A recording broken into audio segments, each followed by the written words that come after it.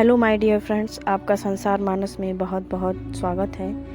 कभी कभी हमारे मन में आता है कि पता नहीं क्या हमारे भाग्य में लिखा है और क्या हो रहा है और क्या होगा। तो मन इस बातों को सोचकर बहुत ही ज़्यादा उलझन में रहता है। लेकिन एक बात तो डेफिनेटली क्लियर है कि जो भाग्य में लिखा है वो तो होकर रहेगा, क्योंकि जो हमारी तकदीर में ईश्वर ने लिख दिया है उसे कोई मिटा नहीं सकता है। इसीलिए इस बात पे ज़्यादा ध्यान देने की ज़रूरत भी नहीं है। और अगर अपना मन उचटता है या फिर कहीं इधर उधर दौड़ता है तो उसे वश में करने का प्रयास करना चाहिए, क्योंकि मन ही एक ऐसा तत्व है जो कि हमारे वश में नहीं रहता है और हमें इधर उधर भटकाता रहता है। लेकिन हमें उससे मिलता क्या है? उससे हमें कुछ नहीं मिलता है और हम अपने रास्ते से भटक अलग जाते हैं। देखिए क्या होता है कि जो हमारी वर्तमान परिस्थिति होती है, जिसे कि हम कहते हैं कि हम बहुत ही बुरे समय से गुजर रहे हैं, हमें काश किसी की सहायता मिल जाए या फिर ईश्वर आके हमारा पथ प्रदर्शन करें, हमें सही रास्ता दिखाएं। तो सबसे बड़ी बात तो ये है कि जो हमारी वर्तमान परिस्थिति है वो कहीं ना कहीं हमारे कर्मों का फल है। जो हमने कह सकते हैं कि अतीत में किया है वही हमारे सामने वर्तमान बन के हमारे आगे खड़ा हो जाता है। इसीलिए अब हमें अपने बुरे कर्मों का अर्जन नहीं करना है और अपने व्यक्तित्व को बहुत ही अच्छा रखना है, क्योंकि बात एकदम साफ है, हम जैसा करते हैं वैसा ही पाते हैं। कहते हैं कि जो जस करी तस फल चाखा। तो इसीलिए अब हमें अब तक हमने जो किया सो किया, लेकिन अब से हमें अपने जानबूझकर किसी का बुरा नहीं करना है और अच्छे कर्मों का अर्जन करना है।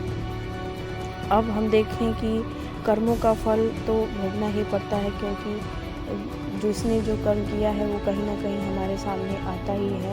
अगर हमने किसी का बुरा किया है तो भविष्य में भी हमारे साथ बुरा होगा, इसे कोई रोक नहीं सकता है। अगर हमने किसी का अच्छा किया है तो वो अच्छाई भी हमारे सामने आएगी ही आएगी।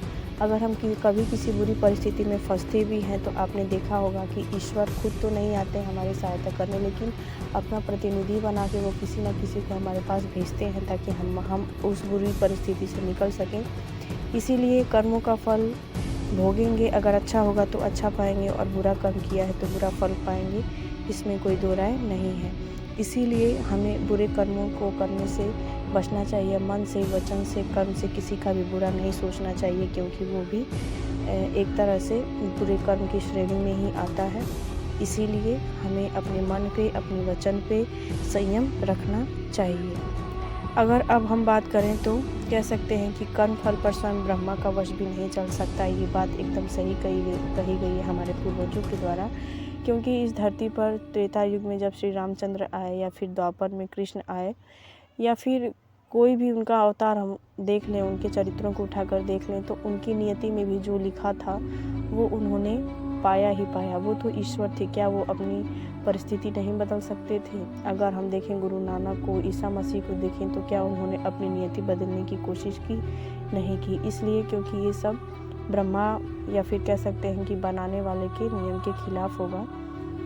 इसीलिए कहा जाता है कि जो हमारे कर्म हैं या फिर जो हमारा भाग्य है, जो भाग्य में है, जो नियति में है, वो तो होगा ही। उस पर जब स्वयं ब्रह्मा का अधिकार नहीं चल सकता है तो फिर हम तो साधारण इंसान हैं दोस्तों। इसीलिए अपने कर्म को करते रहना चाहिए और बुरे कर्म के बारे में या फिर बुरे समय के बारे में नहीं सोचना चाहिए। अगर आप जो दूसरों को देंगे वही आपके पास लौटकर वापस आएगा। ये बात एकदम यूनिवर्सल ट्रूथ है और यूनिवर्स का यही नियम है कि अगर आपने कभी किसी का बुरा नहीं किया है तो फिर पूरी दुनिया में भी ऐसा कोई नहीं है जो आपका कुछ बिगाड़ सके। वो ऐसा इसलिए क्योंकि जो आपके अच्छे कर्म हैं, जो आपके अच्छे विचार हैं, वो हमेशा आपके पास रहते हैं, हमेशा आपके साथ रहते हैं और आपको एक प्रेरणा देते हैं। अगर आप किसी बुरी परिस्थिति में फंसे भी हैं तो आपके अंतर से एक आवाज़ आती है कि चलिए, हमने किसी का बुरा नहीं किया है तो हमारे साथ भी ईश्वर बुरा नहीं करेगा। ऐसा इसलिए अंतर से आवाज़ आती है क्योंकि आपके अच्छे कर्म, अच्छे विचार आपके साथ हैं। तो आशा करती हूँ कि आपको आपके असमंजस से अच्छी तरह से निजात मिला होगा। बने रहें इस चैनल पर। मिलते हैं अगले वीडियो में। अगर आपको वीडियो पसंद आए तो कृपया चैनल को लाइक, सब्सक्राइब, शेयर ज़रूर करें और नोटिफिकेशन के बेल आइकन को प्रेस करें।